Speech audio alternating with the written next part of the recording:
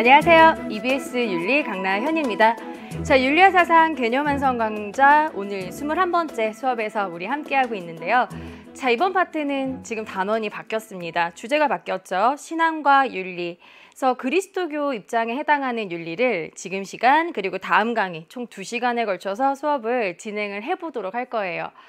자, 오늘은 선생님의 고백에서부터 수업을 출발을 해보도록 할게요. 나 강나연 여러분들 앞에서 부끄러웠던 지난날의 과거를 고백합니다.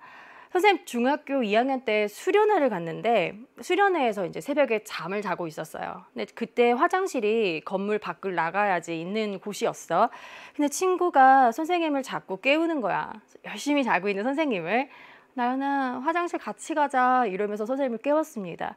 근데 그 친구는 아무래도 확실하게 부탁을 하면 같이 화장실을 가줄 친구가 선생님이라고 생각했기 때문에 선생님을 깨웠겠죠. 근데 선생님이 일어나질 않았어요. 대충 선생님 기억으로 친구가 한 5-6번 정도 흔들어 깨웠던 것 같은데 선생님이 끝까지 일어나지 않았습니다. 여러분 너무 선생님한테 실망스럽죠.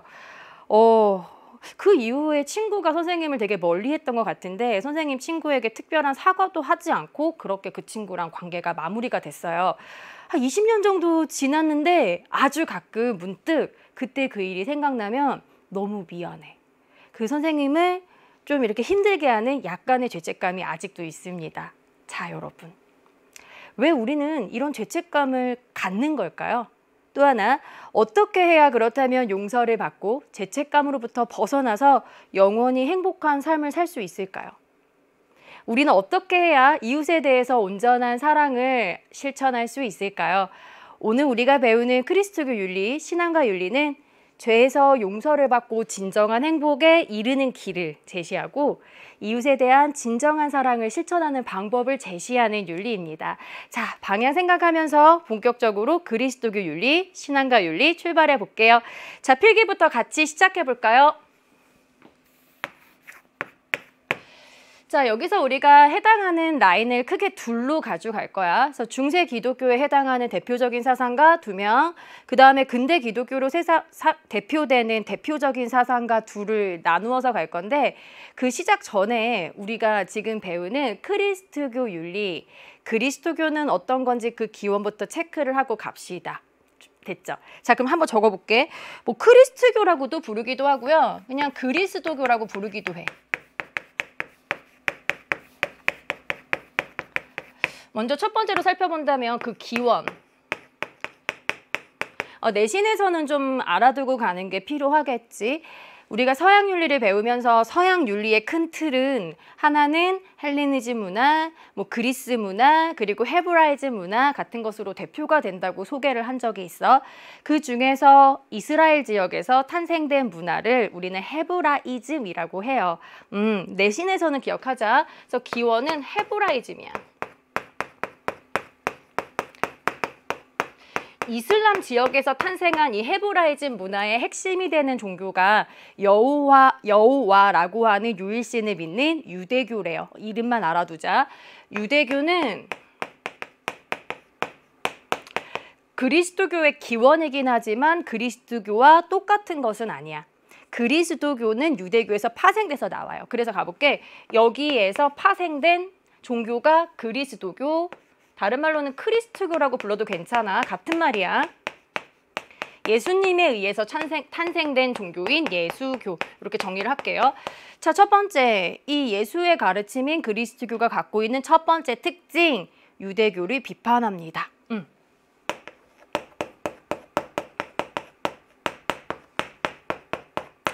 자, 유대교 괄호 한번 쳐볼까?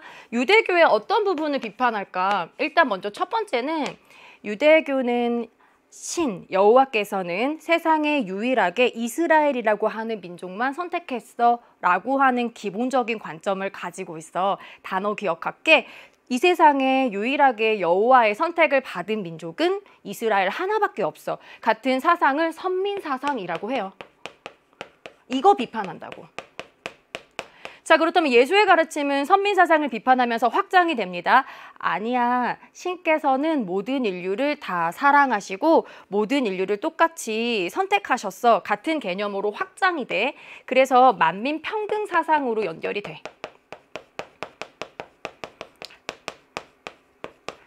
그래서 예수교의 특징은 평등이야. 모든 사람을 신께서는 차별 없이 사랑하셨다. 됐지? 자, 그럼 여러분 생각해봐.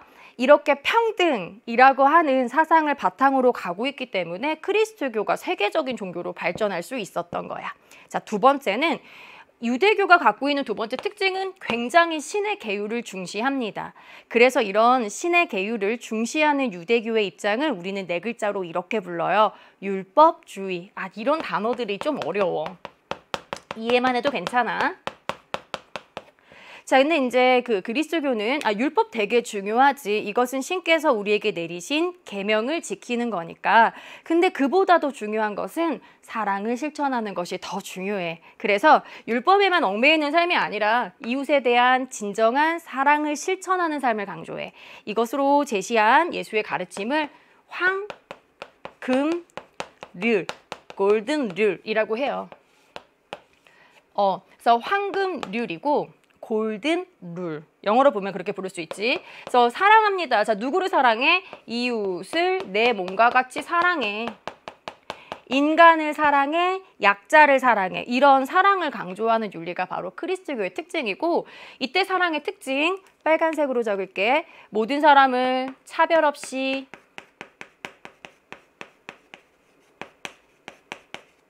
모든 사람을 조건 없이 사랑하는 거. 네, 이게 일단 기본적으로 가지고 있는 일반적 특징이야. 하나 정리가 됐어요. 자, 두 번째, 요거는 동그라미 1번 하기에는 선생님이 얘기할 게 하나밖에 없으니까 별표로 살짝 바꿀게요. 자, 두 번째는 그리스도교도의 일반적인 관점으로 신을 해석하는 방식과 인간을 해석하는 방식을 좀 소개할게요. 선생님이 지금 소개하는 이야기는 모든 기독교에서 일반적으로 적용이 됩니다. 그래서 여러분들은 그냥 기독교의 일반적인 개념 이렇게 생각하고 기독교가 말하는 신에 대한 입장부터 먼저 이해를 해볼게. 우리가 서양 파트로 넘어오면서 상당히 비교적 동양에 비해서는 좀 쉬워졌던 느낌이 들긴 하거든. 근데 기독교 파트로 넘어오면은 아무래도 형이상학적인 존재, 굉장히 초월적인 존재인 신에 대해서 설명을 하기 때문에 우리가 갖고 있는 어떤 지식적인 측면으로는 이해하기 어려울 수도 있어. 그러니까 여러분들 들으면서 이게 무슨 의미지? 라고 생각이 들 수도 있어. 완전 정상이고 선생님이 딱 시험에 나오는 표현을 중심으로만 내용을 좀 소개를 해드릴게요. 자, 그리스도교에서 말하는 신은 일단은 이 입장에서 추구하는 최고의 선이야. 하나, 세상은 신의 의지 가운데서 만들어졌어 같은 어떤 창조론의 개념을 기독교가 가지고 있어. 그래서 신은요, 모든 것을 창조한 창조자. 창조주의 개념이야. 또 하나, 인간의 현실을 초월해서 존재하는 현실을 초월하는 존재, 초월자. 하나만 더 할까? 우리는 인격이라는 걸 가지고 있죠. 그러니까 여러분, 우리가 인간으로서의 어떤 격, 인간으로서의 어떤 품위, 이런 걸 인격이라고 하는데 기독교에서는 인간이 이런 인격을 갖고 있는 까닭이 신의 인격을 부여받았기 때문이라고 본대. 그래서 신은 어떤 존재냐면 인격을 가지고 있는 존재, 인격자. 하나만 더 합시다. 자, 두 번째 신의 특징. 신은 정말 아름답고 완전히 선한 존재야. 그 누구에 의해서도 창조되지 않은 완전한 흠이 없는 선한 존재. 자, 이래서 네 글자로 이렇게 적을게요. 완전, 무결한, 전지전능의 존재야. 점점. 자, 중요해서 노란색 적읍시다. 그래서 기독교에서 이 완전 무결한 신을 어떻게 묘사를 하냐면 그 누구에 의해서도 창조되지 않은 최고선, 선 개념이야. 전지전능해. 그리고 신은 자유의지를 가지고 자신의 의지 가운데서 전지전능의 힘을 가지고 세상을 창조했다. 뭐 요 정도 기억하세요. 알아보면 아 기독교의 신이구나 알아만 보면 돼. 자 그렇다면 우리 인간은 어떤 존재일까? 인간에 대한 관점도 같이 소개를 해볼게요. 그리스도교에서 말하는 인간은 이런 관점입니다. 신이 창조자라면 인간은 신에 의해서 만들어진 피조물이야.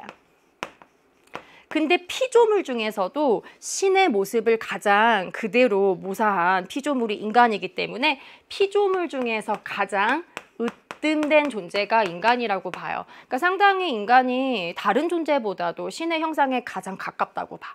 두 번째, 자 그렇다면 신은 인간에게 어떤 모습을 부여했는가? 여러분 선생님 지금 이거 하면서도 사실 마음속에 되게 긴장이 된다? 이거 되게 어렵지 않을까? 뭐 이런 생각이 드는데 반반일 것 같아. 또 어렸을 때부터 교회 다니면서 많이 들었던 사람들은 아 이거는 자주 듣던 얘기라고 들을 수도 있고 전혀 뭐 처음 듣는 사람들은 의미가 되게 추상적으로 다가올 수 있어요. 선생님이 지금 딱 시험에 나오는 얘기들을 하고 있는 거니까 아 이렇대라고 내용을 좀 차분하게 정리해 가면서 따라갑시다.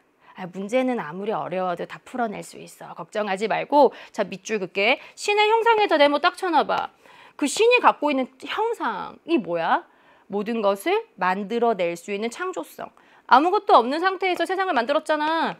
그런 창조성이 신의 특징이고 그게 인간에게 부여됐기 때문에 우리 인간도 창조를 해낼 수 있는 능력을 갖고 있는 존재라고 봐. 또 하나는요. 신은 의지를 가지고 인간을 만들었어. 그래서 인간도 자유의지를 가지고 있는 존재. 이런 부분들은 굉장히 시험에 많이 나오니까 체크하자. 자, 세 번째. 자, 그렇다면 인간은 피조물이야. 신은 완전자고 인간은 절대 완전자가 아니야. 불완전한 존재고 유한한 존재지. 그래서 불완전한 존재고 유한한 존재인 인간이 진정 행복에 도달하기 위해서는 오로지 신의 은총이 필요합니다. 그래서 인간의 목표는 구원. 핵심적인 단어야. 네모 치시고요. 뜻은 신과 하나됨. 신의 나라에 들어가는 것이 인간이 추구하는 최고의 목표. 그리고 이런 구원은 인간의 노력으로만 이루어지는 것이 아니라 신의 은총을 통해 달성됨. 아, 됐어요. 여기까지. 와. 기독교가 가지고 있는 일반적인 견해예요. 그래서 우리가 지금 앞으로 기독교에 해당하는 사상과 하나, 둘, 셋, 넷을 배울 건데 어떤 입장에서 얘기를 하든 모두의 공통점이야 라고 생각을 하면서 아우구스티누스부터 출발을 할게요. 네. 자, 오늘 주제는 아우구스티누스로 이제 마무리가 됩니다. 아우구스티누스.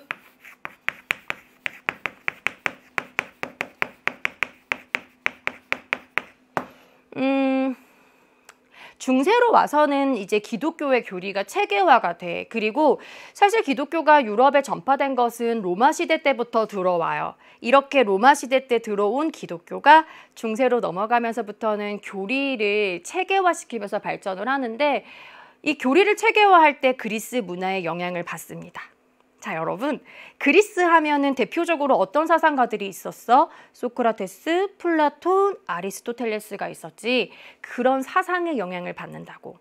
특히 아우구스티누스 중세 초기에 등장한 교회 교리를 체계화한 교부 철학의 대표적인 사상가인 아우구스티누스는 고대 그리스의 철학 중에서 플라톤의 입장을 계승을 해요.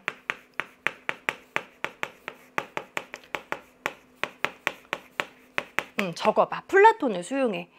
자, 여러분 하나, 둘 가보자. 하나, 플라톤이 갖고 있는 첫 번째 특징. 세상을 이분법적 사고방식으로 살펴봤지. 기억나? 그래서 일단 한번 해보자. 앞에서 배웠던 얘기들은 앞에서 배운 거 따로, 뒤에서 따로 생각하지 마시고 계속적으로 필요한 얘기들은 비교해가면서 정리를 잘해야 돼. 그래야지 윤사가 맥락적으로 이해가 됩니다. 자, 일단 먼저 첫 번째 플라톤. 세상은 두 개로 나눠. 그리고 진짜 진리는 이데아에 있어. 이데아론. 현실을 초월하는 세계 진리가 있어. 되지? 자, 두 번째. 플라톤의 특징 두 번째는 또 뭐였지? 그 이데아에 해당하는 진짜 진리는 우리가 무엇의 눈을 통해서 볼 수가 있었죠? 이성의 눈으로 파악이 가능했지? 그래서 플라톤, 이성의 눈으로 진리를 파악할 수 있다. 이게 플라톤이잖아. 괜찮아? 되지? 자, 아우구스티누스 교부 철학입니다. 자, 그는 플라톤의 입장을 계승을 해서 기독교의 교리를 체계화해요. 자, 어떻게 계승을 하냐면 첫 번째, 이데아를 계승을 해요. 이거 수용한다고. 그래서 세상을 두 개의 나라로 제시를 해. 그래서 여러분 상당히 기독교의 이론을 잘 듣고 보면은 플라톤적인 사고방식으로 기독교가 설명이 되고 있구나라고 느낄 수도 있어. 자, 두 번째, 진리는 이성의 눈으로 파악하는 거야. 이데아는 이성으로 알 수 있어. 이게 플라톤이었다고. 근데 아우구스티누스는 이성으로 진리를 알 수 있어 라는 부분에 대해서는 인간의 이성이 가지고 있는 한계를 지적합니다. 그래서 이 부분에 대해서는 인간의 이성이 가지고 있는 한계가 분명히 있음을 지적을 해. 그래서 제시하는 관점이 조명론을 제시해. 자, 하나씩 한번 해볼까요? 첫 번째, 두 나라는 뭘까? 두 번째, 조명론은 뭘까? 하나씩 이어가자. 하나, 두 나라. 여러분, 두 나라에 대한 표현도 문제에 따라서 약간 복합적으로 나오기 때문에 어떻게 나오든 이해할 수 있도록 선생님이 좀 소개를 해볼게. 자, 현실을 초월하는 세계가 있어. 이게 플라톤이 봤을 때는 이데아계지? 돼요? 그 다음에 인류가 살고 있는 현실의 세계도 있어요. 되지? 자, 현실을 초월하는 세계가 신이 살고 있는 신의 세계. 이거를 우리가 다른 말로는 이렇게 표현을 해볼게. 천상의 나라. 다른 말로는 신의 나라라고 표현할 수도 있습니다. 이 천상의 나라, 신의 나라는 영원한 무한한 세계야. 그래서 특징 가로치고 적을까요? 영원한 세계. 되게 이데아스럽잖아. 완전한 세계. 되지? 자, 그 다음에 두 번째, 우리 인류가 살고 있는 현실 세계는 지상의 나라. 이게 인간의 세계야. 자, 영원한 세계 아닙니다. 그럼 이거 어떤 세계야? 유한한 세계. 그리고 인간의 세계는 마치 현상계와 같은 불완전한 특징을 가지고 있어. 이렇게 분류해도 괜찮아. 지금 우리 교재에서는 이렇게 서술이 되고 있어요. 됐지? 자, 그런데 하나만 더 하자. 현실 세계 사는 우리 사람들, 다른 말로는 인류야. 이런 현실에 살아가는 사람들이 무엇을 더 사랑하는가? 신을 더 사랑하는가? 인간을 더 사랑하는가? 영혼을 더 사랑하는가? 자기 자신의 육체를 더 사랑하는가에 따라서 인류의 사랑의 방향, 요건 우리 문제 풀 때 나와. 그러니까 잘 기억해. 인간이 무엇을 사랑하는가 방향에 따라서 이 사람은 어느 나라에 속한 사람인가를 또다시 구분해 낼 수가 있어. 그렇대. 자, 가볼게요. 나눠볼게. 자, 우리가 무엇을 사랑하는가? 첫 번째, 최고의 선. 한 글자로 표현하면 신. 신은 완전 무결한 창조되지 않은 선이기 때문에 선 중에는 최고의 선이야. 네모칠게요. 인간이 신을 사랑합니다. 다른 말로는 신을 향유합니다 라고 표현하기도 해. 인간이 신을 사랑합니다. 이런 사람들은 신을 사랑하고 이기적인 자신을 경멸해. 인간 자기 자신이 아니라 신을 사랑하는 사람들이 속한 나라가 바로 천상의 나라입니다. 이렇게 표현하기도 해요. 천상의 나라는 신을 사랑하는 사람들이 속하는 나라. 돼요? 또 하나. 자, 인류가 사랑하는 방향 중에 인간 자기 자신을 사랑합니다. 인간의 육체를 더 정신보다 사랑합니다. 이것을 네모칠게. 사랑하잖아? 신을 경멸하고 인간 자기 자신을 사랑하는 사람들이 속하는 나라가 지상의 나라. 네, 이렇게 세 개를 두 개로 나눠요. 이렇게 표현해도 이데아의 관점에서 천상의 나라, 지상의 나라를 표현할 수 있는 거고, 인류가 어떤 것을 더 사랑하는가에 따라서 이 사람이 천상의 나라에 속한 사람인가, 지상의 나라에 속한 사람인가도 구분이 가능해. 끝. 이런 식으로 이데아를 설명했구나. 됐지? 자, 두 번째. 그렇다면 우리는 진리를 어떻게 알 수 있을까? 플라톤은 인간이 가지고 있는 이성의 수련을 통해서 분명히 이데아 실제를 인식할 수 있다고 얘기했는데, 아우구스티누스는 그건 한계가 있어 라고 지적을 했대요. 그래서 가봅시다. 자, 그렇다면 그건 한계가 있어. 그래서 필요한 게 바로 뭐냐면 조명론을 제시합니다. 지금 우리 이 범주가 개정이 되면서 새롭게 많이 강조가 되고 있고 우리 지금 교재에도 이 조명론의 개념이 실려 있어. 그래서 공부할 때 좀 헷갈릴 수 있으니까 선생님이 최대한 정리를 좀 해드릴게. 이 범주에서만 이해를 해보자. 자, 비교를 좀 해볼까요? 그러니까 살짝 적고 그냥 이건 지워도 돼.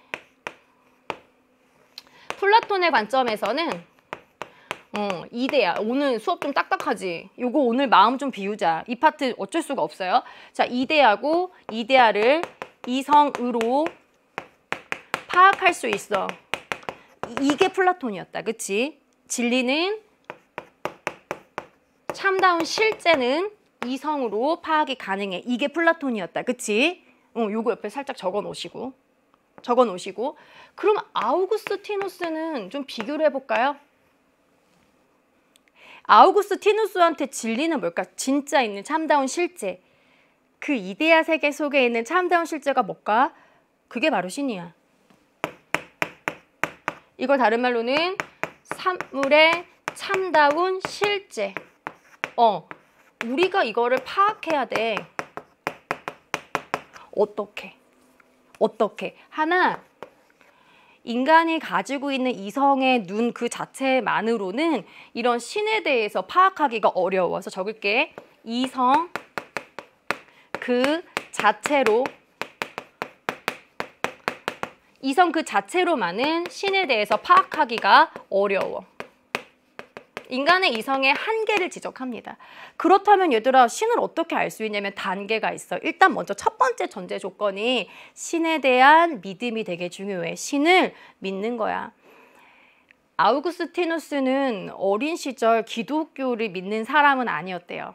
만이교에 빠지고 또는 방탕한 생활을 하면서 살아갔는데 어느 날 기독교에 대해서 심취한 어느 날, 그러나 신의 존재를 알지 못했던 어느 날, 신의 존재를 믿어야지, 어떻게 해야 신의 뜻대로 살아갈 수 있을까? 신이 존재한다는 건 어떻게 우리가 알 수 있을까? 고민하던 어느 날 밀라노 정원의 체험이라고 하는데 그 정원을 거니면서 문득 목소리가 들렸대요. 성경을 읽어라, 뭐 이런 목소리가. 그래서 그 속에서 신이 있구나라는 것을 체험적으로 알았대. 일단 아우구스티누스가 제시하는 진리의 방법은 첫 번째, 신을 믿어. 신에 대한 믿음에서부터 출발을 합니다. 이거 없이는 신에 도달할 수가 없어.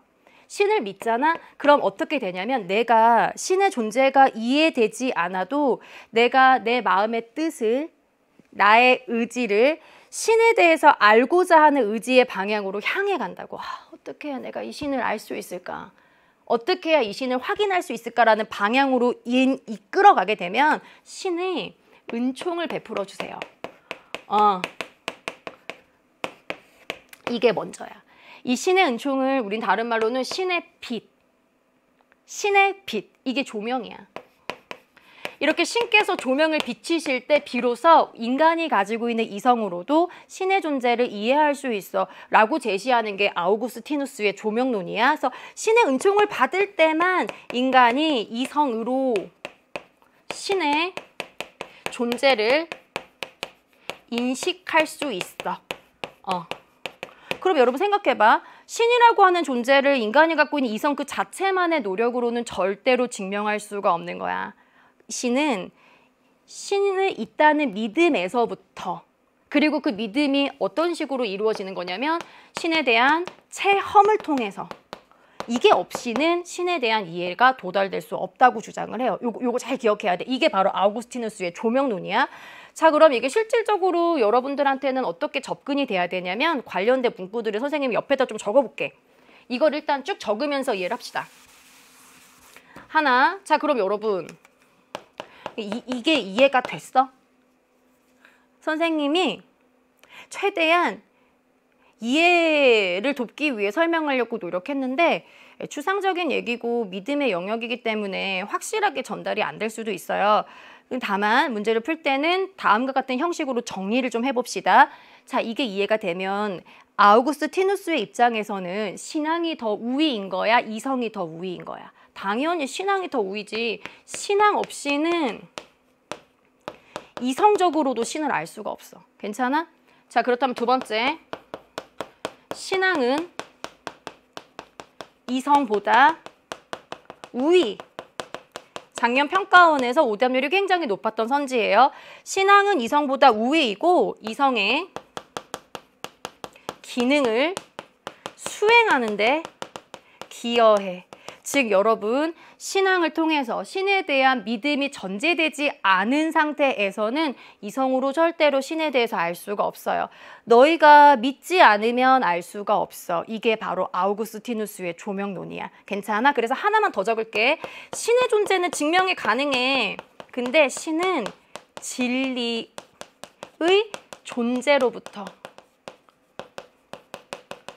증명이 가능. 우리 문제 풀 때 신 증명 가능하다고 나와 있지? 진리의 존재로부터 증명이 가능합니다. 이 진리의 존재는 신앙적인 체험이야. 신에 대한 믿음을 가질 때 비로소 신에 대해서 이해를 할 수가 있어 라고 정리를 해볼게요. 그리고 마지막 문구 하나 꼭 기억합시다. 너희가 믿지 않으면 알 수 없어. 이성 그 자체로는 절대로 신에 도달할 수가 없습니다. 신을 믿음을 통해서 신에 대해서 진리의 관점에서 증명을 하고 그리고 나서 신에 대해서 이성적인 이해가 가능해. 마무리. 그래서 여러분 교과서 표현과 우리 교재 표현 중에서는 이런 표현이 나오는 거야. 신은 그렇다면 우리가 어떻게 만나? 신앙적 체험으로 만나는 거야. 그때 신의 존재가 증명이 되지. 그래서 이렇게 적을게. 이성적 인식이 넘어선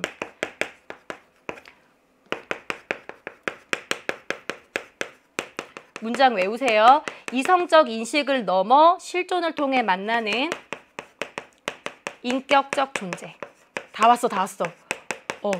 근데 여기가 지금 오답률 1위로 예상되는 뭐 작년부터 계속 오답률 1위로 나왔기 때문에 선생님은 언제나 수업을 할 때 여러분들의 목표를 1등급으로 선정을 해놓고 수업을 해요.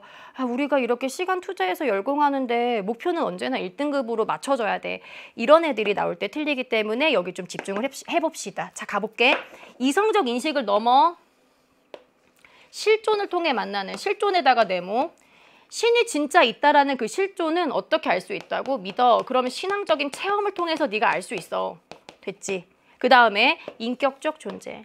인간의 인격이라는 형상은 신의 인격을 부여받았기 때문에 우리가 알고 있는 그 인격은 신의 인격입니다. 하나만 더 합시다. 자, 그렇다면 여러분, 신의 존재를 우리가 확인하면 이성으로 신의 존재를 이해할 수 있지. 그래서 신의 존재는 이성으로 인식은 가능한 거야. 하나만 더 할게. 근데 가끔 교과서를 보면, 그러니까 내신에서는 교과서를 보면은 미래행 교과서, 선생님 검증을 했을 땐 미래행 교과서인데 이성의 인식이 아닌 실존을 통해서 만나는 인격적 존재다라고 표현이 된 교과서도 있어. 비교해 볼게요. 이성이 아닌 이렇게 지금 나와 있는 교과서를 배우는 학생들도 있어. 선생님, 저희 학교에서는 신을 이성으로 인식하는 건 아니다라고 배우는데 그땐 어떻게 해야 되나요? 고민 되게 많이 되지? 그 교과서의 내용은 그러니까 신의 빛이 없이는 이성의 인식으로는 알 수 없어라는 것을 설명하고 있는 거야. 근데 부연이 조금 부족했잖아. 그런 의도구나 라고 이해하고 이 표현이 혹시 나온 학교는 학교에서 배운 대로 문제를 보시면 돼요. 네, 이렇게 정리를 합시다. 자, 이번에는 어려웠지? 자, 빨리 넘어갈게. 자, 이번에는 아우구스티누스 괄호 2번 원제론, 교리. 이게 이제 신에 대해서 생각하는 방식을 이제 이해했다면 두 번째로는 아우구스티누스가 제시하는 교리의 체계화. 적어볼게요.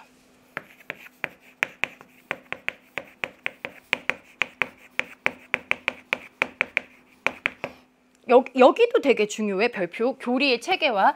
이게 교부 철학이 갖고 있는 특징이야.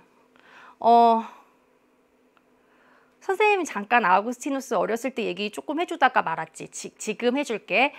아우구스티누스는 이제 아버지는 기독교를 믿지는 않았는데 어머니는 엄청나게 독실한 기독교의 신자였어. 근데 어린 시절에 되게 방탕한 삶을 살았고 죄책감을 항상 느꼈대요. 그래서 선생님이 아까 시작할 때 죄책감 얘기했잖아.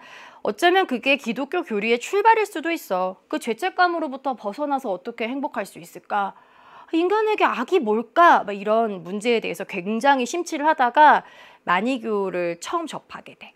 그러니까 마니교라고 하는 종교는 세상에는 신이 두 개가 있어. 하나는 선을 창조한 신, 또 다른 하나는 악을 창조한 신. 되게 악에 대한 설명을 하고 있잖아.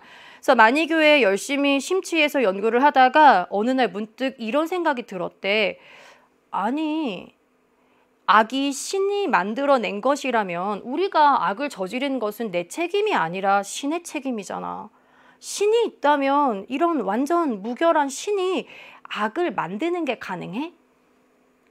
신이 있다면 이 신이 악을 만들 리가 없잖아 라는 생각을 통해서 기독교의 이론에 그 내용에 좀 빠지게 된대. 그래서 기독교 신자가 되는데 첫 번째, 악에 대한 개념을 어떻게 설명하는지 한번 가봅시다. 신이 있다면 이런 완전한 신이 악을 만들 리가 없어. 그게 바로 교리의 첫 번째 특징이야. 하나, 원죄론. 그럼 여러분, 우리의 악, 인간이 저지르는 죄는 어디에서부터 비롯될까? 첫 번째, 악은 신의 창조물이 아니야. 신 절대 악을 안 만들어. 그럼 악은 뭐냐면 신의 요소. 신의 요소가 선이지. 이런 선이 결여된 상태. 이게 악이야. 선의 요소가 결여된 상태가 악이기 때문에 악은 그 자체로 창조물이 아니야. 그러니까 신께서 만든 게 아니야. 그래서 악은 그 자체로는 실체를 갖고 있지 않아요. 하나만 더 합시다. 아직까지 시험엔 한 번도 안 나왔는데 빨간 펜 좀 가지고 올게요. 자, 시험엔 한 번도 안 나왔는데 나왔을 때는 오답률 1위로 무조건 예상되는 새로운 표현 별표 칠게요. 선이 없으면 악도 없어. 왜냐하면 악은 선에 대비되는 개념이고 선에 결여된 상태이기 때문에 선에서부터 파생된 게 악의 개념이야. 선이 없으면 악도 존재할 수 없어. 악은 실체를 갖고 있지 않아. 인간이 저지르는 악은 신께서 인간에게 부여한 자유의지를 남용했을 때 악이 생겨. 그리고 이런 자유의지를 남용함으로써 인류는 죄를 짓게 되지. 인류 최초의 죄를 그래서 원죄라고 합니다. 창세기에 보면 신께서는 오늘 수업 진짜 딱딱하다. 나 하면서도 야, 살아있니? 이 현장이었으면 여러 번 깨우면서 가겠네. 살아있는 거 맞죠? 자, 창세기에 보면 신께서 세상을 창조했대. 이 세상을 창조해서 만들어낸 지상의 낙원에서 에덴 동산이라고도 많이 들어봤나요? 지상의 낙원에서 신께서는 남자도 그리고 여자도 창조했대요.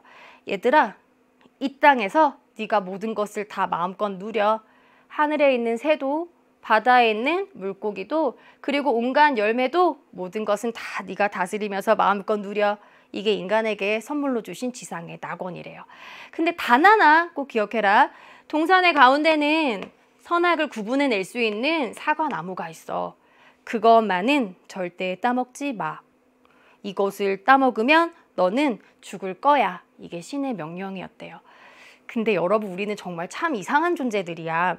인간은 모든 걸 다 누릴 수 있음에도 불구하고 딱 하나 하지 못하는 금기가 있다면 우리의 모든 말초신경은 그 금기에 집중이 되지. 왜 하지 말라 그럴까? 이걸 진짜 하면 어떻게 될까? 남자와 여자도 마찬가지였습니다. 신께서 따먹지 말라는 그 과실을 보면서 야, 저거는 왜 저것만 신이 먹지 말라고 한 거지? 저거를 정말 먹으면 죽을까? 라고 항상 생각을 했대요. 이때 사단의 형상을 입은 뱀이, 많이 들어본 얘기죠? 뱀이 찾아와서 여성에게 이렇게 말을 했대. 안녕, 나 뱀인데 혹시 신이 이 과실의 나무를 따먹으면 죽는다고 했니? 응, 저거 먹으면 죽을지도 모른다고 하셨어. 있잖아, 저걸 따먹으면 사실은 너는 죽는 게 아니야. 저걸 따먹으면 너는 신처럼 될 수 있을 거야. 신은 너가 신처럼 되는 것이 두려워서 너를 속이시고 계신 거야. 내 말 잘 기억해. 저 과실을 따먹어. 저걸 따먹으면 너는 신처럼 될 수 있을 거야 하고 사라져. 그리고 여자가 그 과실을 따먹죠. 그러면서 인간에게는 유한한 삶과 인간에게는 원죄인 죄악이 만들어졌어. 이게 기독교 기본 교리야. 그게 원죄래. 그 원죄는 인간의 의지로 과실을 따먹은 것에서부터 비롯이 된대요. 그게 원죄설이야. 이런 원죄는 인간의 자유의지의 남용에서부터 비롯돼. 자, 그럼 마무리 한번 해볼까요? 그럼 이 자유의지로부터 남용을 통해서 이루어진 원죄에 우리는 어떻게 용서를 받을 수 있을까요? 선생님 앞서서 수업을 시작할 때 크리스트교 핵심 뭐라 그랬어? 어떻게 해야 용서를 받고 죄책감에서부터 벗어날까? 인간은 어떻게 해야 완전한 사랑을 실천할 수 있을까? 자, 마무리합시다. 자, 원죄를 벗어나는 방법, 용서를 받는 방법, 이게 바로 구원이야. 마무리. 인간의 구원은 인간의 노력으로 얻어지는 게 아니야. 인간의 구원은 오로지 신에 대한 믿음에서부터 출발을 합니다. 신을 믿고 신을 사랑하면 신께서 신을 믿고 사랑하는 자에게 신의 은총, 절대적인 신의 은총을 베풀어 주셔. 자, 구원이라는 단어는 선생님이 앞서서도 단어 설명했잖아. 뜻은 무슨 뜻이라고? 시작! 신과 하나 되는 거. 이 신은 인간이 추구하는 최고의 선이고 구원은 그러니까 최고의 선에 도달하는 거. 같은 말이야. 신은 인간이 추구하는 창조되지 않은 완전 무결한 선이잖아. 최고선에 도달하는 게 바로 구원이라고. 이건 인간의 노력으로 가능한 게 아니야. 믿음을 가지고 전적으로 신을 사랑하면 신께서 내려주신 은총을 통해 구원이 가능합니다. 그래서 하나, 구원은 인간의 노력으로 얻어지는 것이 아니라 신의 은총을 통해서 구원을 얻을 수 있음. 하나. 두 번째, 이렇게 신의 은총을 받은 자라야 완전한 사랑을 실천할 수 있어요. 인간, 이웃, 약자, 부모, 형제에 대한 완전한 사랑은 신의 은총을 받을 때 실천이 가능해. 이게 기독교 핵심 교리야. 그리고 이런 삶을 살기 위해서 우리에게 강조하는 최고의 가치는 사랑입니다. 이 사랑의 내용을 플라톤을 계승했기 때문에 덕에 대한 표현으로 설명을 하죠. 플라톤을 계승했기 때문에 아우구스티누스도 덕에 대한 관점을 설명을 해. 첫 번째, 플라톤이 제시한 덕은 4가지의 덕이 있었어. 이거를 우리는 뭐라고 불렀니? 시작! 사주덕이라고 불렀지. 그치? 자, 사주덕 종류가 뭐가 있었는지 기억나요? 해볼까요? 지혜, 용기, 절제. 그리고 이것들이 모두 다 바르게 이루어진 상태가 정이잖아. 사주덕의 표현 아우구스티누스 그대로 계승을 하는데 이건 신의 대한 사랑의 다른 표현이야. 지혜, 용기, 절제, 정의도 결국은 우리가 신에 대해서 신을 사랑하는 것에 대한 또 다른 표현이야 라고 해석을 한대. 두 번째, 그리고 여기서 추가적으로 제시한 덕이 바로 종교적인 덕입니다. 종교적인 덕은 3가지가 있어. 신에 대한 믿음, 신에 대해서 알고자 나의 뜻이 향하는 거, 소망, 그리고 신을 그 자체로 전적으로 사랑하는 거. 네모칠게. 이 중에서 최고의 덕은 신에 대한 사랑, 최고의 덕이야. 이 신에 대한 사랑이 있을 때 신의 은총을 받는 거고 그때 구원도 완전한 사랑도 용서도 받을 수 있어요. 하나만 더 한다면 이렇게 신을 그 자체로 온전히 사랑하는 것을 우리가 다른 말로는 향유라고 불러. 신에 대한 사랑을 신 그 자체를 완전히 사랑하는 거, 다른 말로는 향유라고 표현을 하기도 해요. 나왔을 때 향유는 무슨 뜻이야? 고민하지 않기, 그 자체로 사랑하는 목적적 사랑입니다. 사랑 이렇게 표현을 해주세요. 됐네. 문제를 풀면 조금 더 편해질 수 있어. 그래서 문제를 풀면서 제가 조금 더 언급을 해드리도록 할게. 자, 관련된 문제를 좀 보고 갈까요? 네. 우리 교재 107페이지고요.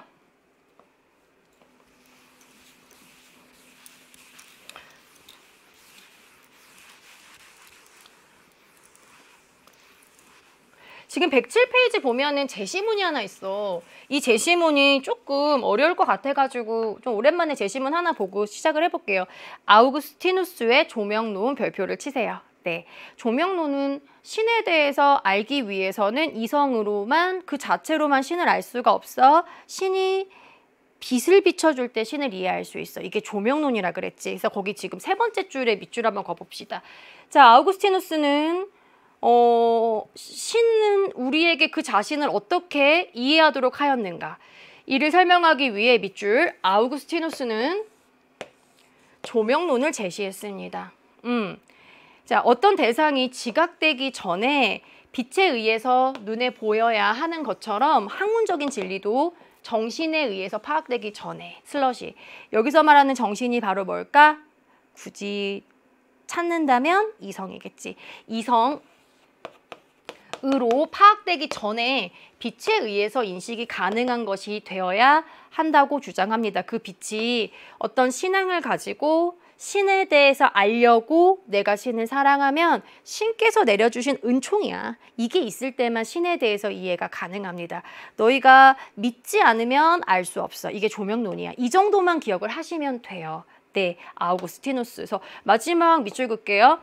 태양이 빛의 원천인 것처럼 태양이 빛의 원천이야 라고 말하는 것은 플라톤의 이데아계, 선의 이데아, 태양을 지금 설명하는 부분이지. 이것처럼 신은 진리의 원천이라는 것입니다. 별표. 그래서 신의 존재는 진리의 존재로부터 증명이 됩니다. 그리고 이런 신에 대한 믿음으로부터 신의 존재가 확인이 될 때 신의 은총을 통해 이성으로 신을 이해할 수 있어. 이게 아우구스티누스가 강조하는 조명론 확인을 하고요. 그 옆에 문제를 같이 가볼게요. 그리고 여러분들 여기다가 문장 하나 적을래? 헷갈리니까 내가 계속 말만 하고 있어서 이게 나중에 기억이 안 날 수도 있어. 선생님 그냥 적어줄게. 그냥 적어놓고 이해만 하세요. 자, 진리의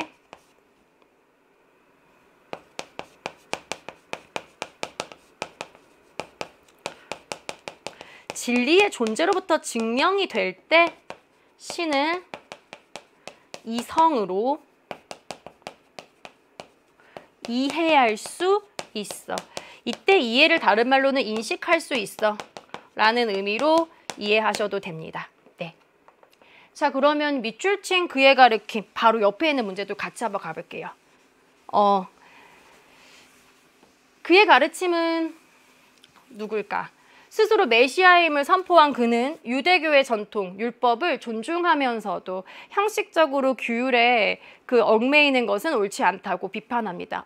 율법주의를 비판한 그가 바로 그리스도교 창시자 예수죠. 자, 그는 인간의 본성을 회복하고 신에게 가까이 가려면 율법보다 중요한 것은 사랑과 믿음이야.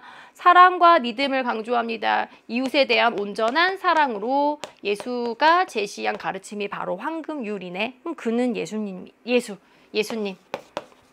이렇게 적을게요. 자, 1번. 인류의 보편적 형제애를 실천하라. 모든 사람에 대한 조건 없는 무조건적인 사랑을 강조하네. 괜찮네요. 자, 두 번째. 용서와 희생의 윤리적 가치를 실천하라. 형식적이고 엄격한 율법주의를 실천? 아니, 그것에만 얽매이지 말고 진정한 사랑을 실천해. 옳지 않은 건 3번. 이웃에 대한 차별 없는 사랑을 실천하라. 괜찮죠. 온 마음을 다해 신에 대해서 사랑을 실천하세요.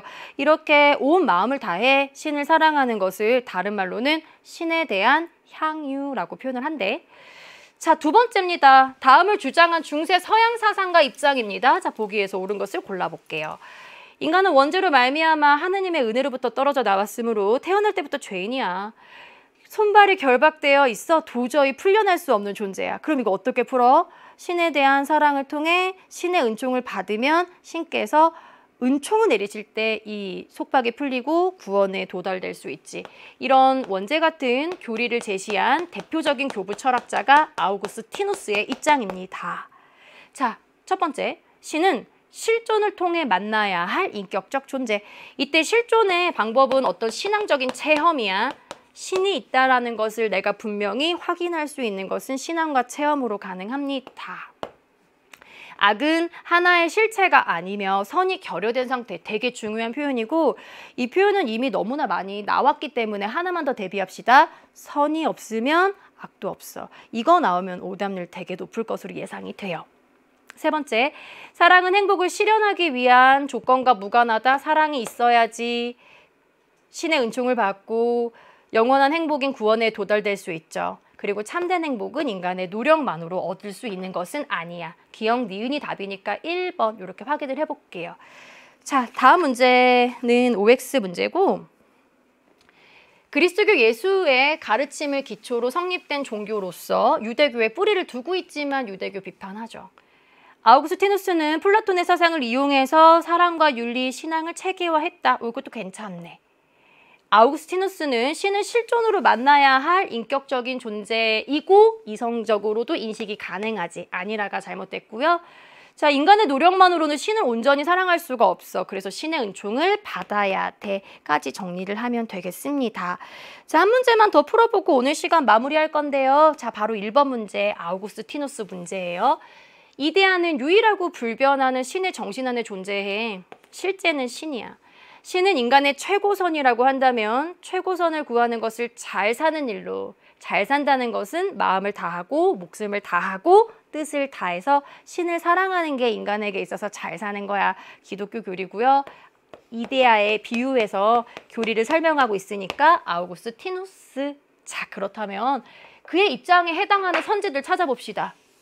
신을 사랑하는 사람은 악에 빠지지 않아. 왜냐하면 신을 사랑하는 사람은 천상의 나라에 속하는 사람들이거든. 신과 가까워지려고 노력하기 때문에 악과는 멀어지죠. 자, 두 번째, 사랑의 대상에 따라 천상의 나라와 지상의 나라가 구분이 되죠. 네. 세 번째, 신은 신앙의 대상이 아니라 이성의 인식의 대상이다. 신앙의 대상이고 그게 이루어질 때 이성으로 인식도 가능합니다. 그 전후를 잘 구분하셔야 돼. 자, 네 번째입니다. 원죄로부터 구원은 신의 은총에 의해서만 가능하다. 원죄가 뭔데? 인류 최초의 시조들이 자유의지를 남용해서 얻어진 것이 원죄이기 때문에 이건 인간이 가지고 태어나는 거야. 이건 인간의 노력으로는 해결하기가 어렵습니다. 신을 믿고 신을 사랑했을 때 신의 은총을 받는 시작, 구원을 통해서 원죄로부터 벗어날 수 있죠. 그래서 구원은 신의 은총 너무나 중요한 거니까 꼭 기억해 놓자. 자, 그렇다면 이에 해당하는 올바른 표현을 찾는다면 정. 답은 그렇게 4번 확인이 되네요.